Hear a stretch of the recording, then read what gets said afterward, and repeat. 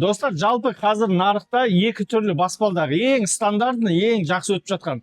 Ол біріншісі туб ламель, міне астында жаңа көрсеткен. Оны фанераға басып жатады, МДФ-ке басып жатады. Енді клиенттің қаражатына байланысты жасап беріп жатады. Енді тағы бір жақсы түрі бар, ол таза қарағаш. Міне қараңыздар. Қарағаштың ерекшелігін айтайын. Қарағаш бірінші ол кептірілген ағаш болады. Екіншіден бұның узоры дейді ғой, табиғи болады ғой. Табиғи болады, өте сұлу ағаштардың қатарына жатады. Бұмен жасағанда әлде қайда қымбат болады. Одан кейін бұл қарағаштармен жасаған кезде бұны былай целый сала салмайды. Бұның каждый былай кесет 5 сантиметрден, сосын бір-біріне клейлейді.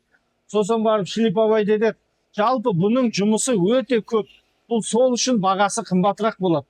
Негізі екеуінің сапасына қарай байланысты емес, жұмысына қарай бағасы өзгереді. Мысалы, мынамен жасау әлде қайда оңай, тезірек болады.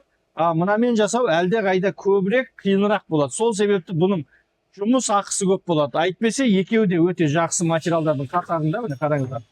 Мынау дуб ламель, мынау қарағаш. Енді қарағашты міне көрдіңіздер ғой, узоры деген ол табиғи узор болады да, міне мына жерде көрініп тұрған шығар.